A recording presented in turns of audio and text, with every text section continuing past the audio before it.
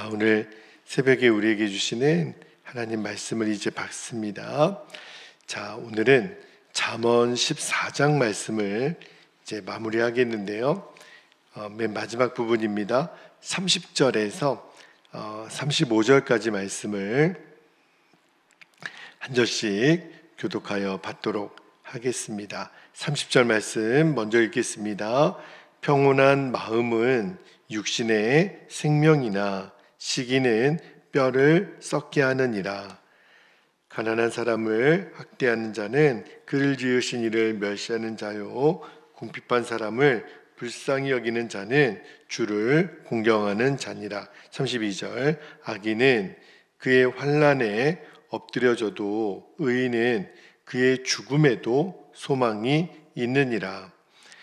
지혜는 명철한 자의 마음에 머물거니와 미련한 자의 속에 있는 것은 나타나느니라. 34절 공의는 나라를 영화롭게 하고 죄는 백성을 욕되게 하느니라. 슬기롭게 행하는 신하는 왕에게 은총을 입고 욕을 끼치는 신하는 그의 진노를 당하느니라. 아멘. 하나님 말씀입니다. 자, 오늘 새벽에는 32절 후반부에 보면 이런 말씀이 있어요. 의인은 그의 죽음에도 소망이 있느니라. 오늘 설교 제목이 되겠습니다. 이제 잠언 14장 말씀을 마무리하면서 마지막 부분에 여러 말씀들이 있지만 두 가지 마음을 주셔서 그것을 좀 나누고 기도하기를 원하는데, 첫 번째 주시는 마음은 이런 마음이에요. 속사람, 이제 마음의 강건함이죠.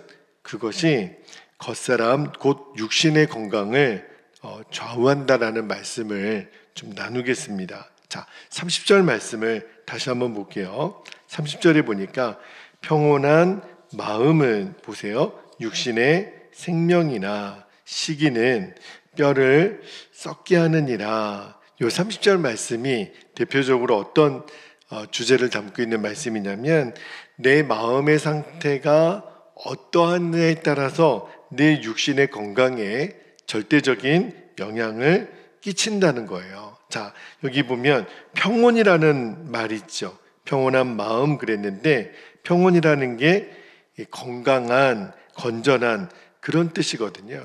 여러분, 전인격이라고 하는 그 표현 아시죠? 그러니까 우리 마음에 어떠한 생각, 또 어떠한 건강한 정서를 가지고 있느냐에 따라서 그게 그대로 육신의 어떤 병의 원인이 된다는 거예요. 여기 보니까 시기라는 말이 있죠. 시기를 내 마음에 품고 있으면 뼈를 썩게 한다. 이게 무슨 말이냐면, 여기서 이제 시기라고 하는 말은 어떤 질투하는 그런 마음보다는 내 마음 안에 하나님이 기뻐하지 않는 그런 마음들, 예를 들면 분노, 그 다음에 근심, 어떤 부정적인 생각들, 이런 것들이 내 안에 가득하면 여기 말씀해 보니까 뼈를 썩게 한다. 이 말은 육신의 질병을 유발할 수 있다, 또는 내 육신에 악영향을 끼친다. 그러니까 이 마음의 상태가 내 몸을 지배한다라는 거예요. 그 서양 의학의 흐름을 잘 보면, 물론 우리가 이제, 저는 의사는 아니지만, 그러니까 의사들 얘기를 들어보면 어디 감기가 걸렸거나 팔이 아프거나 또는 몸에도 이렇게 부분적으로 이렇게 아플 때가 있잖아요. 전 몸이 다 아프진 않죠. 그러면은 서양 의학은요, 그 아픈 부위만 치료하는데 의학이 많이 발달했다라는 거예요. 그런데 그러니까 그 부위만 치료하면 되죠. 목이 아프면 목감기 약 먹고, 콧물이 나오면 콧물 약, 감기 약 먹고, 그러니까 그 부위만 치료하면 됐는데, 근데 현대의학은 많이 바뀌었다 그래요. 물론 그 아픈 부위에 적절한 약을 먹거나 수술을 하거나 그렇기도 하지만, 현대의학이 어떻게 점점 바뀌어가냐면, 그 환자가 가지고 있는 이 정서적인 면, 정신적인 면, 이것이 같이 치료가 된다라는 거예요. 그러니까 그 아픈 부위만 뭘 도려내거나 치료하는 게 아니라 그 마음의 상태까지, 어떤 정신적인 부분까지 그 치료가 같이 병행이 된다라는 거예요. 그게 참 놀랍죠. 근데 임상 실험 결과 나온 결과를 보면 그렇게 정서적인 거, 정신적인 거를 같이 치료했을 때 훨씬 회복과 치유가 같이 된다라는 거예요. 그러니까 뭘 의미하는 거냐면, 저는 말씀을 묵상하다가 참 하나님 말씀이 참 놀랍다.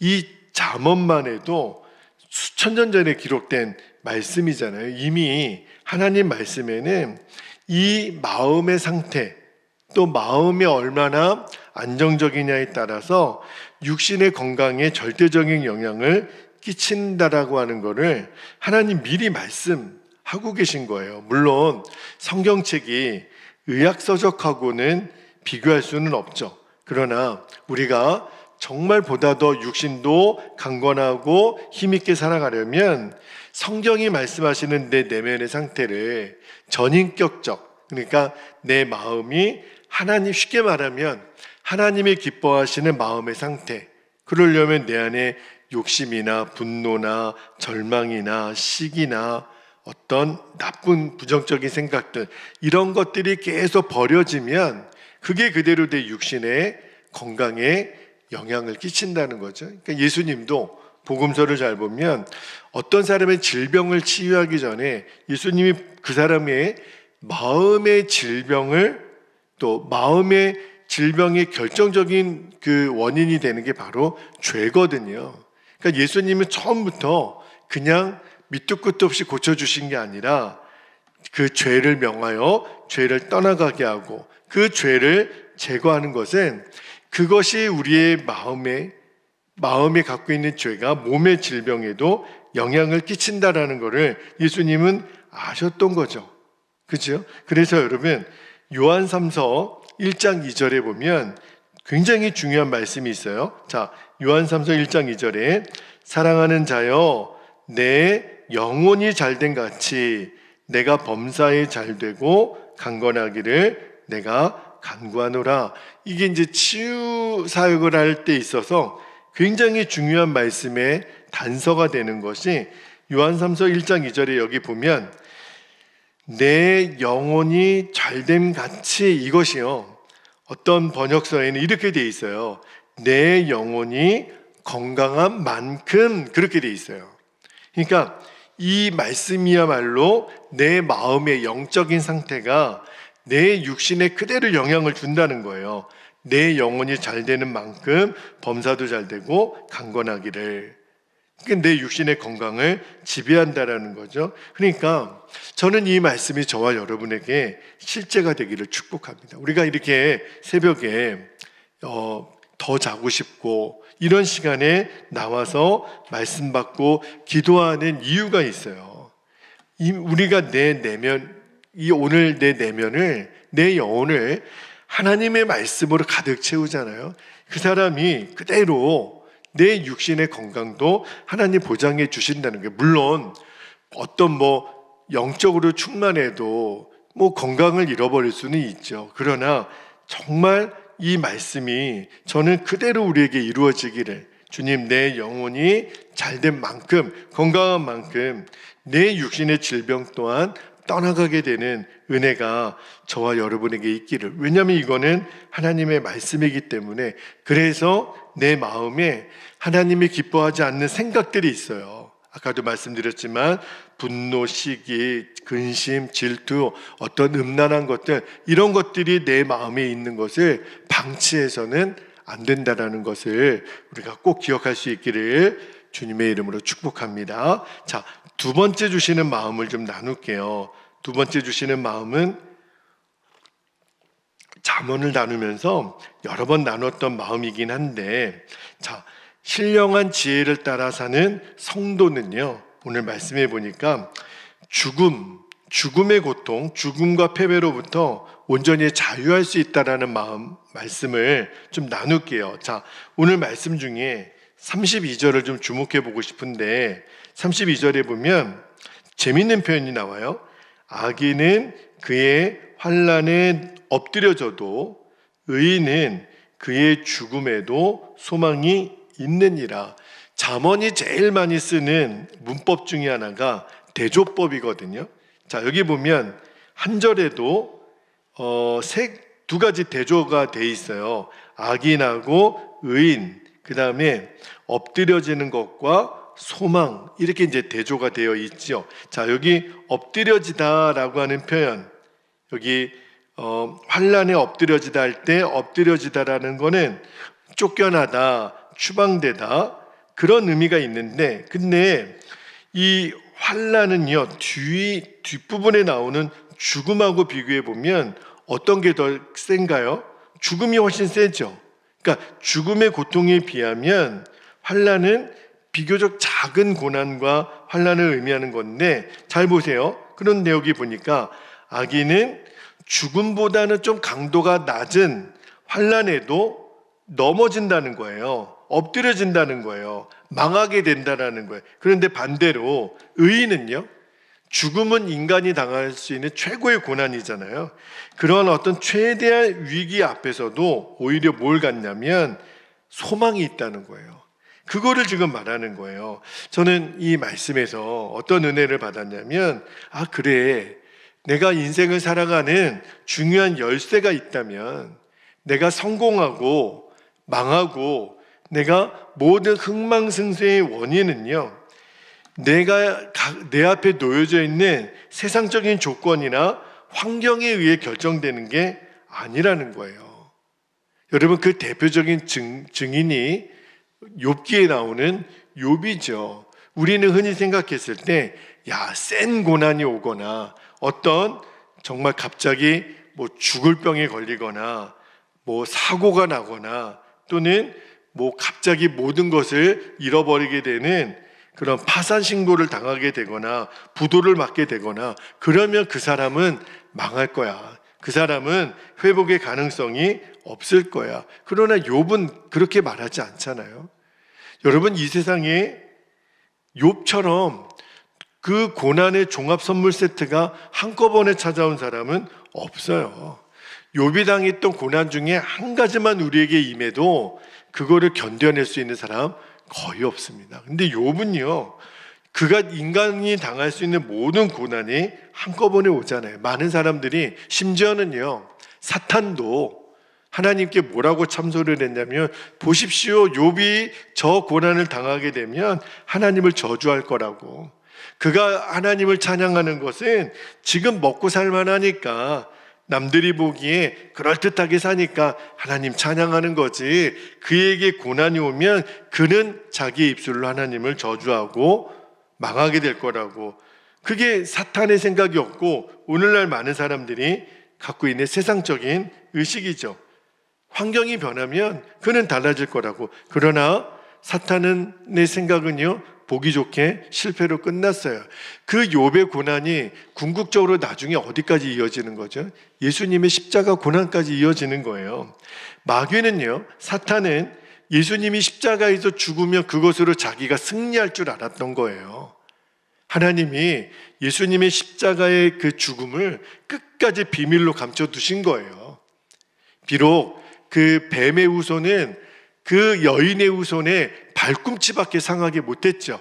예수님이 십자가에 못 박히는 것에 예표잖아요. 그러나 여인의 후손은 사단에 뭘 박살내요? 그의 머리를. 사탄은 몰랐어요.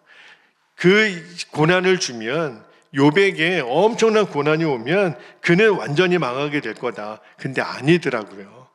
예수님의 십자가가 왜 우리에게 소망이 되죠? 이 인간이 당할 수 있는 최대 환난이 뭐예요? 죽음이죠. 근데 죽음이 내게 몰려오더라도 그것 때문에 망하지 않는 게 성도라는 거예요. 왜? 우리에게는 소망이 있으니까. 오늘 그 이야기를 하는 거예요. 다시 말하면 환경이 문제가 아니라 지금 내 마음의 상태가 어떤지, 내가 지금 어떠한 삶을 살아가고 있는지에 따라서 인생은 달라지는 거예요. 그래서 시편 기자가, 다윗이 이렇게 고백하잖아요. 자, 시편 46편 2절과 3절 말씀을 한번 볼게요. 시편 46편 2절 3절에 보면 제가 너무 좋아하는 말씀인데, 그러므로 땅이 변하든지 산이 흔들려 바다 가운데 빠지든지 바닷물이 솟아나고 뛰놀든지 그것이 넘침으로 산이 흔들릴지라도 모든 고난이 한꺼번에 몰려올지라도 뭐라 그래요? 우리는 두려워하지 아니하리로다. 아멘이죠. 너무 힘이 돼요. 자, 말씀 한 구절만 더 볼까요? 나중에도 보겠지만 잠언 28장 1절에 보면 이렇게 말씀합니다. 악인은요 쫓아오는 자가 없어도 도망한다는 거예요. 그러나 의인은 누구와 같이 담대해요? 사자같이 담대하니라. 여기서 사자는 여러분 동물의 왕이라고 하는 그 사자, 그죠? 얼마나 그 위엄이 당당하고 정말 얼마나 그 위엄이 담대합니까? 이게 바로 의롭게 살아가는 이 지혜로운 사람, 또 악을 따라가는 악인이 당하는 궁극적인 운명이라는 거예요. 그러므로 우리가 정말 의인이 7번 넘어져도 8번 또 일어난다는 말씀이 있잖아요. 우리는 죽는 게 아니에요. 우리는 소망이 있으니까. 예수님과 함께 죽었지만 예수님과 함께 다시 사는 소망이 있잖아요. 그러므로 잠언이 계속 말하는 악인의 형통을 부러워하지 말라는 거예요. 의인의 고난 때문에 의기소침하지 말라는 거예요. 우리는 또 쓰러져도 일어난다니까요. 주님이 이렇게 세워주신다고 약속하시니까. 그러나 악인들은 조그만 고난에도 오늘 말씀하잖아요. 그가 무너진다는 거예요. 환난에, 조그만 환난, 죽음에 비하면 작은 환난에도 악인은 엎드려진다. 오늘 말씀이 그렇게 우리에게 가르쳐주고 있잖아요. 그러니까 지금 내 삶이 어렵고 지금 나는 왜 이렇게 더디 가는 것 같고 나는 왜 이렇게 힘든지 근데요 아니라는 거예요. 정말 길고 짧은 것은 대봐야 돼요. 우리는 결코 무너지지 않아요. 우리는 망하는 사람들이 아니에요. 예수님 내 안에 계시는데 어떻게 망하겠어요? 그게 진짜 복인 거예요. 그 믿음을 가지고 소망을 가진 사람이 바로 저와 여러분인 거예요. 우리는 결코 무너지지 않습니다. 그러나 세상 사람들은 보세요. 작은 바람에도 금방 무너지는 거예요. 이번에 며칠 동안 비가 참 많이 오죠.